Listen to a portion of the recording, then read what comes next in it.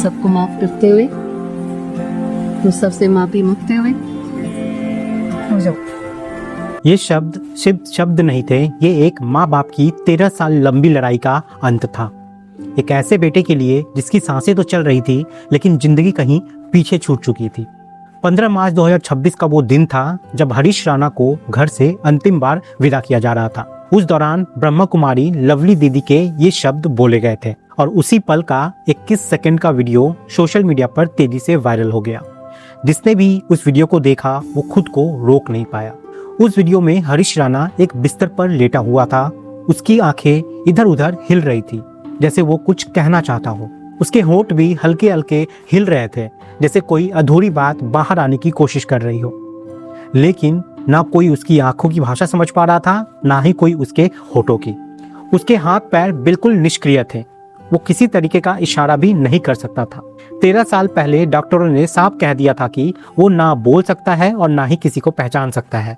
लेकिन फिर भी उस दिन ऐसा लग रहा था जैसे वो सब समझ रहा था, सब महसूस कर रहा था। माँ बाप ने अपने बेटे की 13 साल तक सेवा की थी। हर दिन, हर रात, हर उम्मीद के साथ कि शायद एक दिन उसका बेटा ठीक हो जाएगा। उन्होंने देश के हर बड़े अस्पताल के दरवाजे खटखटाए, हर डॉक्टर से उम्मीद लगाई, हर इलाज अपनाया, लेकिन हर बार उन्हें निराशा ही हाथ लगी। जब सारी उम्मीदें खत्म हो गई, जब शरीर से ज्यादा मन थक गया, तब उन्होंने एक ऐसा फैसला लिया जिसे लेना किसी भी माता पिता के लिए सबसे मुश्किल होता है। उन्होंने सुप्रीम कोर्ट का दरवाजा खटखटाया और अपने ही बेटे के लिए इच्छा मृत्यु की मांग की। जब सुप्रीम कोर्ट में ये मामला पहुंचा तो ये सिर्फ एक केस नहीं था, ये एक भावना थी, एक दर्द था, एक ऐसी स्थिति थी जहां जिंदगी और मौत के बीच इंसान खड़ा था। 11 मार्च 2026 को सुप्रीम कोर्ट में इस मामले की सुनवाई होनी थी। मीडिया की नजरें इस फैसले पर टिकी हुई थी। कोर्ट में जस्टिस जेबी पारदीवाला और जस्टिस केवी विश्वनाथन की बेंच इस केस की सुनवाई कर रही थी। माता पिता की याचिका थी कि उनके बेटे की हालत में सुधार की कोई उम्मीद नहीं है और उसे इस दर्द से मुक्ति दी जाए। कोर्ट ने डॉक्टर की रिपोर्ट देखी, माता पिता की दलीलें सुनी, वकीलों की बातों को समझा और फिर एक ऐतिहासिक फैसला सुनाया। कोर्ट ने कहा कि संविधान के अनुच्छेद 21 के तहत मिलने वाले जीवन के अधिकार में गरिमा के साथ मरने का अधिकार भी शामिल है। जब किसी मरीज के ठीक होने की कोई संभावना नहीं हो और उसका जीवन सिर्फ मशीनों के सहारे चल रहा हो तो ये उसकी गरिमा के खिलाफ है और इसी आधार पे हरीश राणा को इच्छा मृत्यु की अनुमति दे दी गई। लेकिन इस फैसले के पीछे की कहानी बहुत दर्दनाक थी। ये कहानी शुरू होती है 20 अगस्त 2013 से, जब शाम के लगभग 7:21 पे हरीश राणा के पिता अशोक राणा के पास एक फोन आता है। फोन चंडीगढ़ के पीजीआई अस्पताल से था। उन्हें बताया जाता है कि उनका बेटा जो वहां पढ़ाई कर रहा था हॉस्टल के 4थी मंजिल से गिर गया है और उसकी हालत गंभीर है। ये सुनते ही परिवार के पैरों तले जमीन खिसक जाती है। पिता अपनी पत्नी निर्मला राणा को बताते हैं। तभी पास खड़ी उनकी बेटी कहती है कि अभी तो आधे घंटे पहले ही भाई से बात हुई थी, वो बिल्कुल ठीक था, उसने रक्षाबंधन की बधाई भी दी थी। किसी को यकीन नहीं हो रहा था कि अचानक ऐसे कैसे हो सकता है, लेकिन सच्चाई वही थी जो फोन पर बताई गई थी। परिवार तुरंत चंडीगढ़ पहुंचता है। वहां जाकर जब वो अपने बेटे को आईसीयू में देखते हैं तो उनकी दुनिया ही बदल जाती है। हरीश बिल्कुल निश्चल पड़ा हुआ था, ना वो बोल पा रहा था, ना कोई हरकत कर पा रहा था। डॉक्टरों ने साफ कह दिया था कि वो कोमा में है, 100% विकलांग हो चुका है और शायद कभी भी सामान्य जिंदगी नहीं जी पाएगा। ये सुनकर भी माता पिता ने उम्मीद नहीं छोड़ी। उन्होंने सोचा कि शायद कोई और अस्पताल, कोई और डॉक्टर कुछ कर सके। यहीं से शुरू होती है 13 साल की एक लंबी जंग। पीजीआई से एम्स, फिर गाजियाबाद के private hospital, Ram Manohar Lohia hospital, लोकनायक हॉस्पिटल, फोर्टिस नोएडा, जहां जहां उम्मीद थी वहां वहां हरीश को ले जाया गया। लाखों रुपए खर्च हुए लेकिन हालत जस की तस रही। धीरे धीरे जमा पूंजी खत्म होती गई। फिर भी माता पिता ने हार नहीं मानी। उन्होंने अपना घर तक बेच दिया ताकि बेटे की इलाज जारी रह सके। दिल्ली के द्वारका में उनका 3 मंजिला मकान था जिसे उन्होंने बेच दिया और गाजियाबाद में एक छोटे से फ्लैट में रहने लगे। हर महीने हजारों रुपए सिर्फ बेटे की देखभाल पे खर्च हो रहे थे। एक नर्स भी रखी गई थी जो उसकी सेवा करती थी। समय बीतता गया, दिन महीने बने, महीने साल बन गए और देखते ही देखते 13 साल गुजर गए। लेकिन हरीश की हालत में कोई सुधार नहीं आया।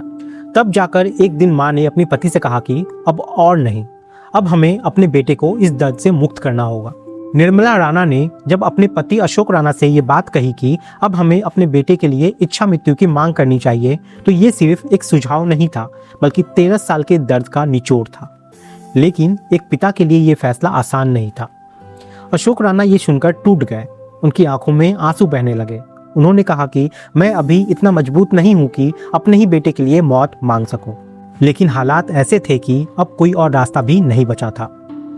परिवार ने डॉक्टर से बात की, वकीलों से सलाह ली और आखिरकार हाई कोर्ट का दरवाजा खटखटाया। मई 2024 में याचिका दायर की गई जिसमें कहा गया कि हरीश की हालत में कोई सुधार नहीं हो रहा है और उसे इस परिस्थिति से रखना उसकी गरिमा के खिलाफ है। लेकिन 8 जुलाई 2024 को हाई कोर्ट ने इस याचिका को खारिज कर दिया। ये फैसला माता पिता के लिए एक और झटका था, लेकिन उन्होंने हार नहीं मानी और उन्होंने सुप्रीम कोर्ट जाने का फैसला किया। सुप्रीम कोर्ट में जब ये मामला पहुंचा तो ये सिर्फ एक कानूनी बहस नहीं थी बल्कि इंसानियत और संवेदना का सवाल भी था। कोर्ट ने हर पहलू को ध्यान से देखा। डॉक्टरों की रिपोर्ट, मेडिकल इतिहास, माता पिता की स्थिति, उनकी आर्थिक हालत, सब कुछ सामने रखा गया। कोर्ट ने यह भी देखा कि माता पिता अब आर्थिक रूप से भी टूट चुके हैं। वे छोटे मोटे काम करके अपना गुजारा कर रहे थे, कभी सैंडविच बेचते तो कभी बर्गर, लेकिन फिर भी अपने बेटे की सेवा में कोई कमी नहीं आने दी। लंबी सुनवाई के बाद कोर्ट ने फैसला सुरक्षित रख लिया और फिर 11 मार्च 2026 को वो ऐतिहासिक फैसला सामने आया जिसने पूरे देश को सोचने पर मजबूर कर दिया। कोर्ट ने कहा कि जब जीवन सिर्फ मशीनों के सहारे चल रहा हो और उसमें सुधार की कोई संभावना ना हो तो उस जीवन को खत्म करने की अनुमति दी जा सकती है। यह फैसला सिर्फ हरीश के लिए नहीं था बल्कि उन लाखों लोगों के लिए था जो इसी तरीके की स्थिति में जी रहे हैं। इसके बाद 15 मार्च 2026 का दिन आया। वो दिन जब हरीश को घर से अंतिम बार विदा किया जा रहा था। घर में सन्नाटा था, हर आंखें नम थी। ब्रह्मा कुमारी लवली दीदी ने जब वो शब्द कहे, सबको माफ करते हुए, सबसे माफी मांगते हुए अब सो जाओ, तो वहां मौजूद हर व्यक्ति टूट गया। वो सिर्फ एक विदाई नहीं थी, वो 13 साल की एक लंबी लड़ाई का अंत था। जब हरीश को एम्स ले जाया गया तो डॉक्टरों के सामने भी एक कठिन क्षण था। मेडिकल सपोर्ट हटाना सिर्फ एक प्रक्रिया नहीं थी, यह एक भावनात्मक निर्णय था। डॉक्टर भी इंसान होते हैं, उनके लिए भी ये पल आसान नहीं था। एक ऐसे मरीज को जिसे उन्होंने सालों तक देखा, जिसकी कहानी उन्होंने जानी, उसे अपनी आंखों के सामने विदा होते देखना किसी के लिए भी आसान नहीं हो सकता।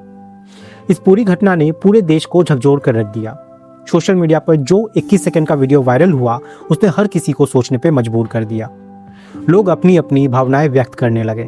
किसी ने कहा कि यह सही फैसला था तो किसी ने कहा कि यह बहुत दर्दनाक है। लेकिन एक बात सबने मानी कि यह फैसला आसान नहीं था। हरीश राणा अब इस दुनिया में नहीं है, लेकिन उसकी कहानी एक सवाल छोड़ जाती है। क्या कभी ऐसा वक्त आ सकता है जब जिंदगी से ज्यादा मौत आसान लगने लगे? क्या इंसान को ये अधिकार होना चाहिए कि वो अपने दर्द से मुक्ति पा सके?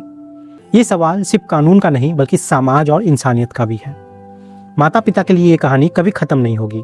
उनके लिए हरीश हमेशा जिंदा रहेंगे, उनकी यादों में, उनकी दुआओं में। जो डॉक्टर इस केस में शामिल थे वो शायद इस केस को कभी भूल ना पाए, और वो जो जज जिन्होंने ये फैसला दिया उनके लिए भी ये सिर्फ एक केस नहीं था बल्कि एक भावनात्मक अनुभव था जो जिंदगी भर उनके साथ रहेगा। दोस्तों, इस कहानी को सुनाने का मकसद सिर्फ जानकारी देना नहीं है बल्कि आपको सोचने पर मजबूर करना है। जिंदगी बहुत कीमती होती है, लेकिन कभी कभी हालात ऐसे हो जाते हैं कि फैसले दिल से नहीं मजबूरी में लेने पड़ते हैं।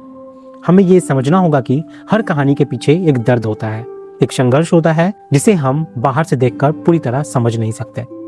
इसलिए जरूरी है कि हम संवेदनशील बने, दूसरों के दर्द को समझें और जीवन की कीमत को पहचानें, क्योंकि कभी कभी एक फैसला सिर्फ एक जिंदगी नहीं बल्कि कई जिंदगी को प्रभावित करता है।